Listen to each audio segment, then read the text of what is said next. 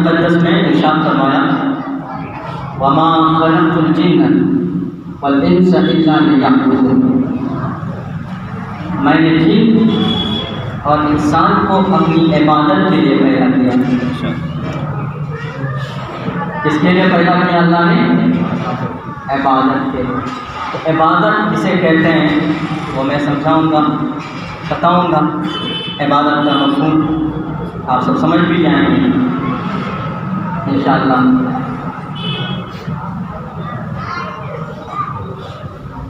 हर अक्ल वाला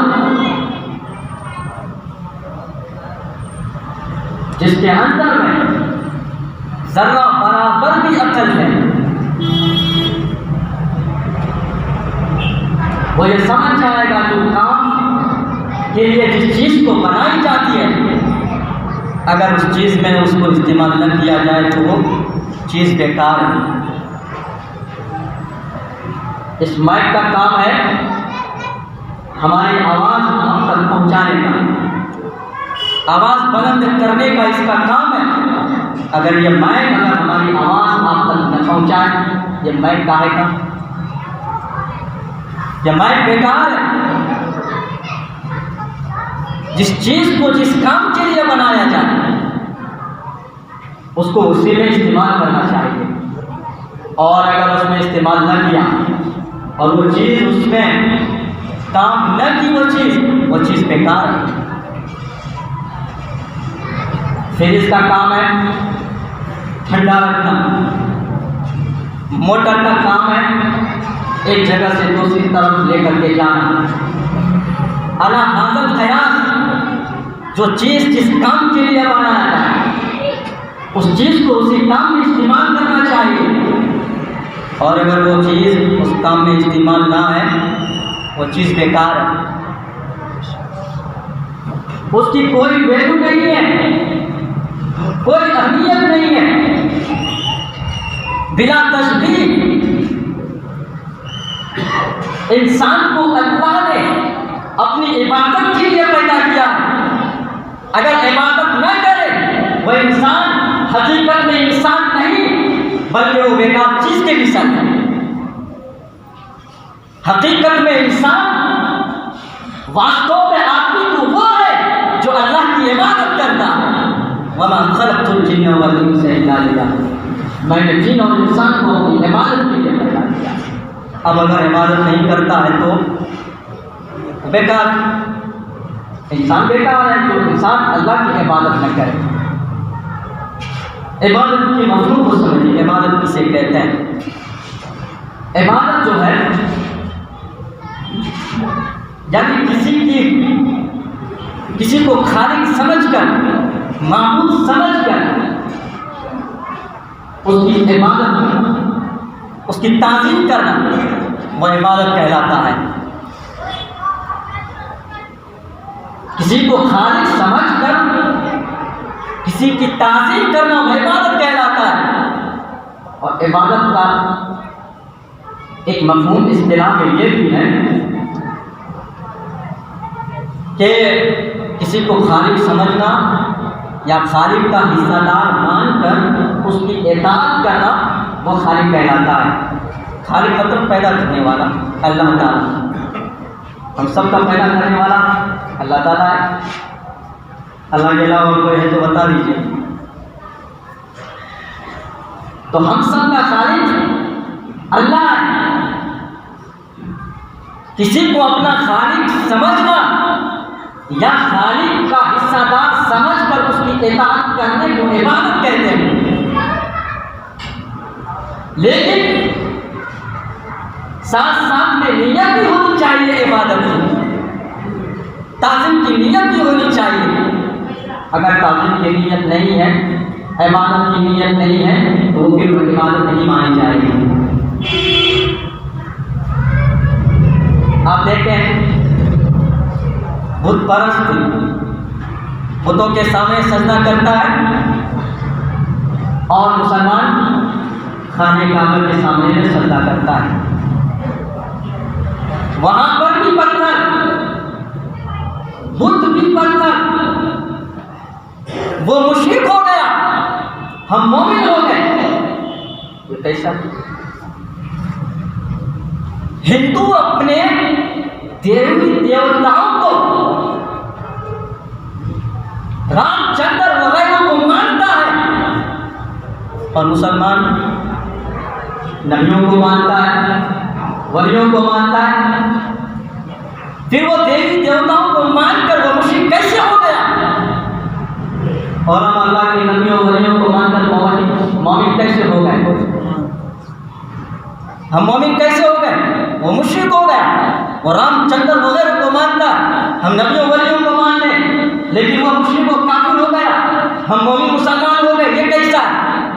तो फर्क ये है मानने में कि हिंदू अपनी देवी देवताओं को, रामचंद्र को इसलिए मानता है, अल्लाह की शरीक समझकर मानता है, और मोमिन अल्लाह की नबियों और वलियों को अल्लाह का खास बंदा समझकर मानता है। ये फर्क है मोमिन में और काफिर में। हम नबियों को तो मानते हैं, अल्लाह के वलियों को मानते हैं, लेकिन अल्लाह का शरीक समझकर नहीं मानते, बल्कि अल्लाह का बंदा समझकर नहीं मानते। और काफिर और मुश्रिक जो देवी देवताओं को मानता है, वो अल्लाह का शरीक और हिस्सेदार समझकर मानता है। वमा खलक़तुल जिन्ना वल इंसा इल्ला लियअबुदून। मैंने जिन और इंसान को इबादत के लिए पैदा किया। अब तो बहुत कम है और मुझे बहुत कुछ बोलना है। देखिए, इबादत का मफ़हूम हमने बताया आप सबको। आप ज़रा सा आलम तसव्वुर में ख्याल कीजिए, उस मंजिल को अगर आपसे सवाल किया जाए, अगर रब ताला तुमसे ये पूछे कि तुम मुझसे सवाल करो, रब ताला ये तुमसे पूछे कि तुम मुझसे सवाल करो, ज़मीन क्यों पैदा किया? जवाब मिलेगा तुम्हारे लिए। सवाल करो, आसमान को क्यों बनाया? जवाब मिलेगा तुम्हारे लिए। दरिया को क्यों पैदा किया? जवाब मिलेगा तुम्हारे लिए। आबशा के नगमे को तुम्हारे लिए, बर्फ समझ तुम्हारे लिए, पहाड़ों की बुलंदी तुम्हारे लिए, आसमानों की रिफा तुम्हारे लिए, जमीन की बस्ती तुम्हारे लिए, सब तुम्हारे लिए। लेकिन इंसान अपने आप को कितना बड़ा धोखा दे रहा है। वह जमीन के चुप को समझना चाह रहा है, जमीन क्यों पैदा किया गया। वह आसमान के चुप को समझना चाहता है, आसमान क्यों पैदा किया गया। वो पहाड़ों की बुलंदी के सिलसिले में वो समझना चाहता है कि पहाड़ को क्यों पैदा किया गया। लेकिन इंसान अपना क्यों नहीं समझ रहा, इंसान को क्यों पैदा किया गया, इंसान की मकसद तख्लीक क्या है। अगर सुनना है, समझना है तो सोचो कि अल्लाह ने तुम्हें अपनी इबादत के लिए पैदा किया है। वमा खलक़तुल जिन्ना वल इंसा इल्ला लियअबुदून। मैंने कायनात को तुम्हारे लिए पैदा किया और तुमको मैंने अपनी इबादत के लिए पैदा किया। सारे ज़माने के हिंदू हम समझने के चक्कर में लगे हैं, अपना क्यों ही नहीं समझ रहे कि हम क्यों पैदा किए। तो अल्लाह ने हमको किस लिए पैदा किया? इबादत के लिए। इबादत का एक मतलब, एक माना ये भी है कि इंसान अपने आप को यानी जिल्लत की उस दर्जे में आ जाए, यानी आजिज़ी खाकसारी के उस दर्जे में आ जाए कि उसके बाद जिल्लत और रुसवाई का कोई दर्जा ही ना। तो इंसान अपने रब के सामने में आजिज़ी खाकसारी करता है। इबादत का मतलब वो सर झुकाते हैं, अल्लाह की तस्बीह बयान करते हैं, इसलिए कि वो हमारा रब है। हम नमाज इसलिए पढ़ते हैं कि वो हमारा क्रिएटर है, हमारा पैदा करने वाला है, हमारा खालिक है। किसी के सामने हम सजदा करते हैं नहीं। तो अल्लाह ने तमाम चीज़ों को पैदा किया इंसान के लिए, और हम सबको अल्लाह ने अपनी इबादत के लिए पैदा किया। आप सोचिएगा कि हम इबादत करते रहें जैसा कि हम सब सोचते हैं, बड़े मुश्किल में पड़ जाएंगे। अगर हमने ये सोचा कि अल्लाह ने हमको अपनी इबादत के लिए पैदा किया है, तो सुबह से शाम तक हम तस्बीह पर तस्बीह पढ़ते रहें, नफल पर नफल पढ़ते रहें, नमाज पर नमाज पढ़ते रहें, तो फिर हमारे कारोबार को कौन संभालेगा, हमारी तिजारत को कौन करेगा, हमारे बच्चों की निगाहदाश्त कौन करेगा। हमारी दुकान कौन बेचेगा? आप परेशान हो जाएंगे। ये इस इबादत का ऐसा तसव्वुर हमने सोच के रखा है। क्या सोच के रखा है? तस्बीह पर तस्बीह पढ़ना, नमाज पढ़ना, इबादत का ये तसव्वुर हमने सोच के रखा है। एक इबादत का तस्वुर, महदूद तस्वुर ये भी हमने सोच के रखा है, दिन में 5 मरतबा नमाज पढ़ लेना इबादत है, साल में 30 दिन रोज़े रख लेना इबादत है। अल्लाह ने अगर साहिब हैसियत बनाया है तो ज़िंदगी में 1 मरतबा हज कर लेना इबादत है। वक्त मुकर्ररा पर ज़कात अदा कर देना इबादत है। इबादत का ये महदूद है, लिमिट वाली सोच हमने अपने जहन में बसा के रखा है। नमाज के इबादत होने में कोई शक नहीं है, रोज़े के इबादत होने में कोई शक नहीं है, हज के इबादत होने में कोई शक नहीं, ज़कात के इबादत होने में कोई शक नहीं। ये बात यकीनन है, ये बात सच है कि नमाज, रोज़े, ज़कात, हज ये इबादत है, ये अजीम इबादत है। लेकिन कुछ लोग ऐसा भी तसव्वुर पेश करते हैं, सब कुछ छोड़ो और 40 दिन के लिए तबलीग के लिए चलो। इसको भी इबादत का तसव्वुर लोगों ने पेश करके रखा है। लेकिन इबादत का एक वसी मफ़हूम, इबादत का कुशादा मफ़हूम मैं बयान कर रहा हूँ कि मोमिन का उठना बैठना इबादत है, मोमिन का सोना जागना इबादत है, मोमिन का रोना हंसना इबादत है, मोमिन का माँ बाप की खिदमत करना इबादत है, पड़ोसियों के हुकूक अदा करना यह इबादत है। लेकिन शर्त यह है कि मोमिन का कोई अमल अल्लाह उसके रसूल के बनाए के कानून के खिलाफ न हो, यानी जिंदगी का हर लम्हा अल्लाह उसके रसूल के बनाए के कानून को मजबूर न कर रहा, हर वक्त खुदा की रज़ा उसके रसूल के बनाए के कानून को मद्देनजर रखो। और जब अल्लाह उसके रसूल के बनाए के कानून को मद्देनजर रख करके अगर चलोगे तो चलना इबादत होगा, हंसोगे तो हंसना इबादत होगा। अल्लाह उसके रसूल के रज़ा में अगर रोगे तो रोना इबादत, चलोगे चलना इबादत, माँ बाप की इताअत करोगे तो इताअत करना इबादत, रोगे तो रोना इबादत, हंसोगे तो हंसना इबादत, जागोगे तो जागना इबादत, सोओगे तो सोना इबादत। शर्त यह है कि अल्लाह उसके रसूल की रज़ा को मोमिन अपने सामने रखे। अरे देखना है तो देखो, तारीख से पूछो कि अबू बकर सिद्दीक शब हिजरत सो गए, अबू बकर सिद्दीक का सोना इबादत है, और अली मुर्तज़ा शब हिजरत जाग गए तो जागना इबादत है। सुभान अल्लाह, सुभान अल्लाह। लेकिन शर्त यह होना चाहिए कि अल्लाह उसके रसूल की रज़ा मोमिनों के सामने नहीं होना चाहिए। अल्लाह उसके रसूल की रज़ा में अगर जायज़ काम करेंगे तो हमारा जायज़ काम करना भी इबादत है। एक मुसलमान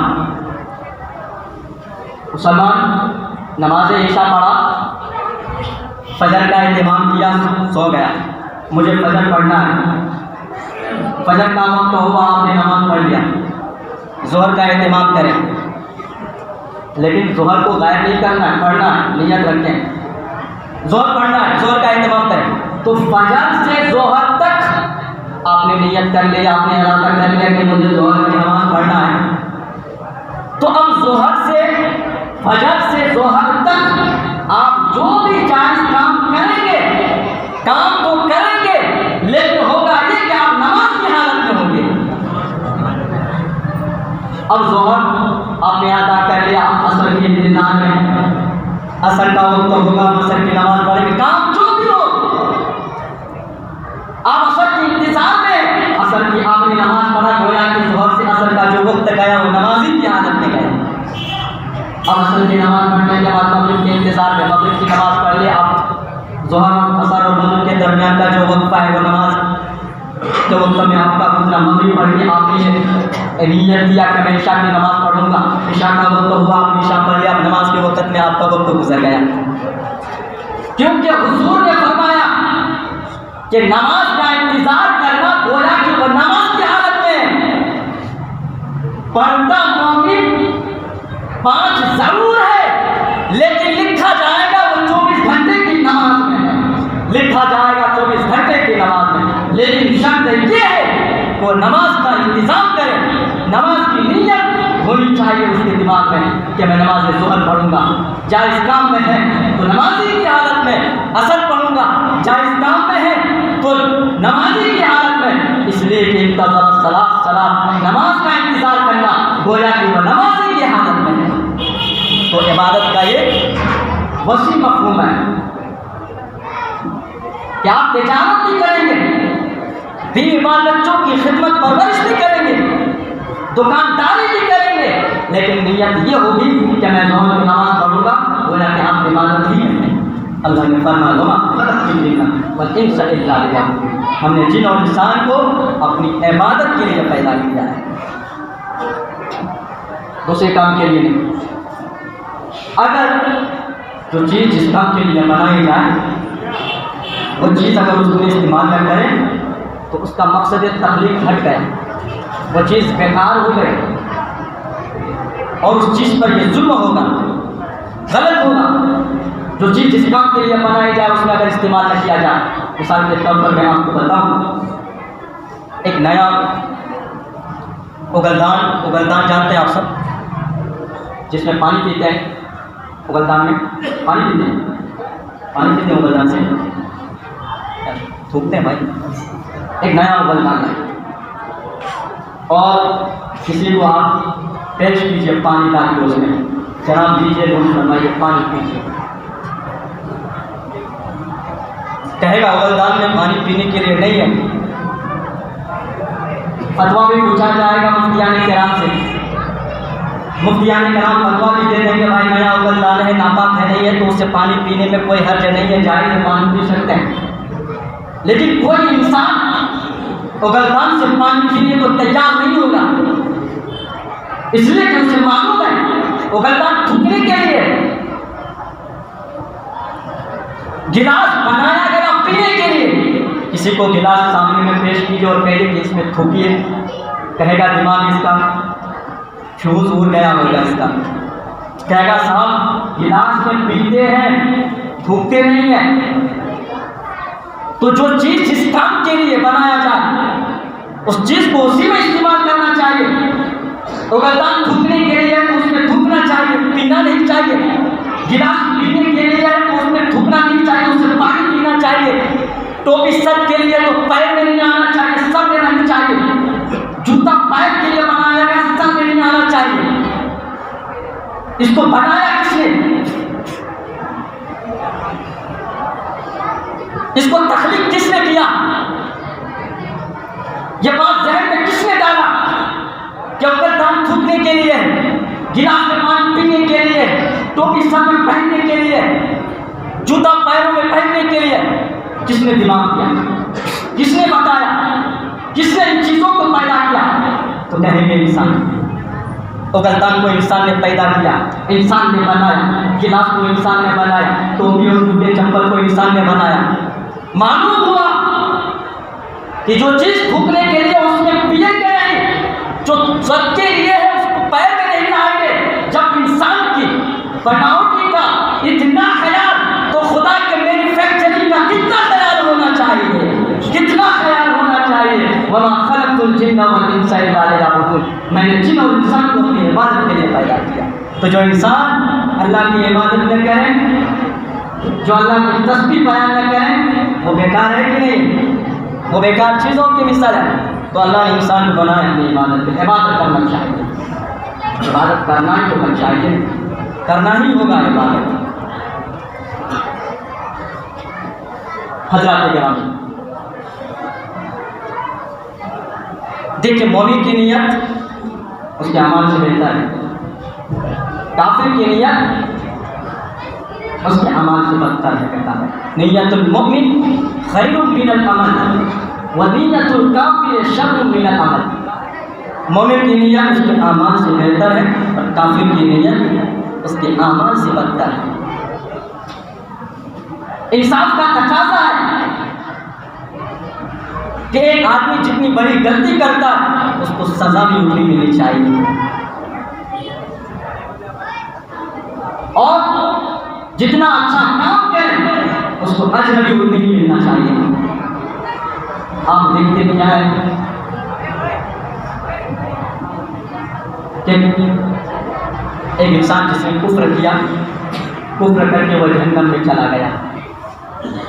किसी ने इंसान कुफ्र किया वो जहन्नम में, किसी ने 100 साल कुफ्र किया वो भी जहन्नम में, 200 साल कुफ्र किया वो भी जहन्नम में, और हमेशा के लिए जहन्नम में। क्यों? इसलिए कुफ्र की सज़ा क्या है? जहन्नम है। इसी तरह मोमिन का भी मामला है, वह एक साल के अमल से जन्नत चला गया तो हमेशा के लिए जन्नत में, 2 साल के अमल के साथ जन्नत में गया, हमेशा के लिए जन्नत में, 100 साल के अमल के साथ जन्नत में गया तो हमेशा के लिए जन्नत में। यह नहीं कहा जाएगा कि इसने 1 साल अमल किया हमेशा के लिए जन्नत में कैसे, 2 साल अमल किया हमेशा के लिए जन्नत में कैसे। अरे जब गलती करने वाले ने इतनी बड़ी गलती नहीं की तो फिर सजा इतनी बड़ी कैसे? मालूम हुआ कि सजा और जज़ा का नतीजा ये नीयत पर है, अमल पर नहीं है। सजा और जज़ा का नतीजा ये नीयत पर है, अमल पर नहीं। मोमिन की ये नीयत होती है कि वो हमेशा मोमिन होके रहे, हमेशा की नीयत, हमेशा के लिए जन्नत तय कर देता अल्लाह। और काफिरों की ये नीयत होती है कि वो हमेशा कुफ्र में रहे और हमेशा की नीयत उसे हमेशा के लिए जहन्नम अता कर देता। तो नियतुल मोमिन खैरुम मिनल अमल व नियतुल काफिर शर्रुम मिनल अमल। मोमिन की नीयत उसके आमाल से बेहतर है और काफिर की नीयत उसके आमाल से बदतर है। मोमिन की नीयत होती है वो हमेशा मोमिन होके रहे, इसलिए हमेशा के लिए जन्नत। काफिर की नीयत होती है वो हमेशा के लिए कुफ्र में रहे और हमेशा की नीयत हमेशा के लिए जन्नत। देखिए, इबादत में हर तरह की तस्बीह जिसमें ताज़ीम अल्लाह हो, क़ुर्ब इलाही हासिल करने का मकसूद हो, वह इबादत है, वह इबादत है। अल्लाह ने फरमाया मेरे मोमिन बंदों की इबादत करो, मेरा क़ुर्ब हासिल करो। और मोमिनों परहेजगार बन जाओ, परहेजगारों मुखलिस बन जाओ। मुखलिसों इबादत में तरक्की करके मेरा क़ुर्ब हासिल करो। गरीबों नमाज रोज़े की पाबंदी करो, अमीरों नमाज रोज़े के साथ साथ में ज़िंदगी में एक मरतबा हज भी करो, वक्त मुकर्ररा पे ज़कात भी दो। मेरी रिज़ा पर साबिर और शाकिर रहना, कभी ज़बान से मेरी शिकवा न करना, मेरी शिकायत न करना। मोमिनो अपनी ज़बान से मालूम हुआ इबादत, रियाज़त हुजूर के जिस्मानी अदाओं का नाम है और उबूदियत हुजूर के, और उबूदियत क़ल्बी अदाओं का नाम है। हुजूर के जिस्मानी अदाओं का नाम इबादत है और क़ल्बी अदाओं का नाम उबूदियत है। वमा खलक़तुल जिन्ना वल इंसा इल्ला लियअबुदून। मैंने जिन और इंसान को अपनी इबादत के लिए पैदा किया। रिवायत में आता है एक शख्स, एक नौजवान एक औरत की इश्क में मुब्तला हो गए। वह औरत किसी काफिले के साथ में सफ़र पर रवाना हुई। उस नौजवान को मालूम हुआ उस काफिले के साथ में वो भी चला। वह काफिला जंगल में पहुंचा, रात हो गई, काफिले वाले थके मारते सब सो गए। नौजवान को मालूम हुआ, नौजवान उस औरत के पास गया, कहा जी देखो मैं तुमसे बड़ी मोहब्बत करता हूँ, तेरी मोहब्बत ही के सबब मैं इस काफिले के साथ आया हूँ। उस औरत ने कहा कि काफिले वाले सब सो रहे हैं, देखो जाकर के। वो नौजवान बड़ा खुश हुआ, सारे काफिले का चक्कर लगाया, देखा और आकर कहने लगा, सारे काफिले वाले सो गए। औरत ने बोली कि फिर तेरा क्या ख्याल है अल्लाह ताला के बारे में? तो उस नौजवान ने कहा अल्लाह ताला ना सोता है और ना उसे नींद आती है, ना ही ऊँघ आती है। अल्लाह हमेशा जानता है, वह हय्युल क़य्यूम है। तो उस औरत ने बोली कि सारे ज़माने वाले, सारे काफिले वाले, सारे मुसाफिर सो गए तो क्या हुआ? अरे अल्लाह तो जाग रहा है, अरे लोग देखे ना देखे, लेकिन अल्लाह हमें तो देख रहा है। हमें अल्लाह से डरना चाहिए।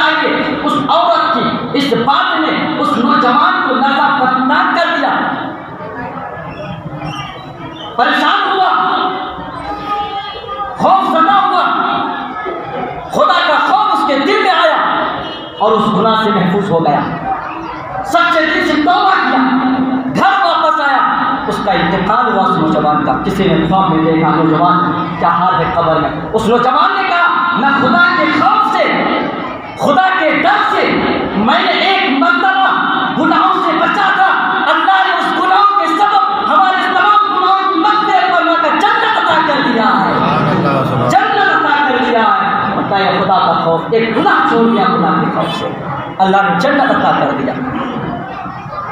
मालूम हुआ कि जिसके दिल में खुदा का खौफ होता है वह इंसान होता है, और जिसके दिल में खुदा का खौफ नहीं वह इंसान होकर भी शैतान होता है, वह इंसान होकर भी शैतान होता है। वमा खलक़तुल जिन्न वल इंसा इल्ला लियअबुदून, मैंने जिन और इंसान को अपनी इबादत के लिए पैदा किया है।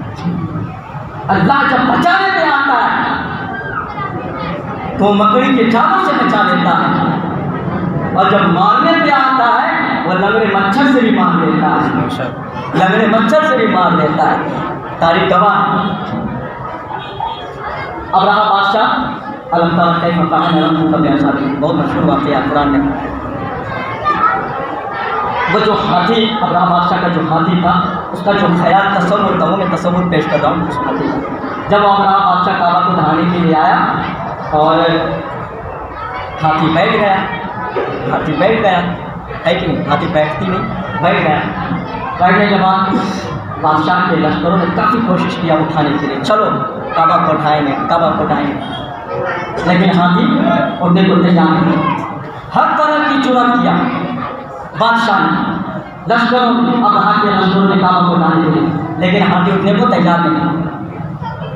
यानी हाथी ज़बान हाल से ये कह रहा था ज़ालिमों सुनो,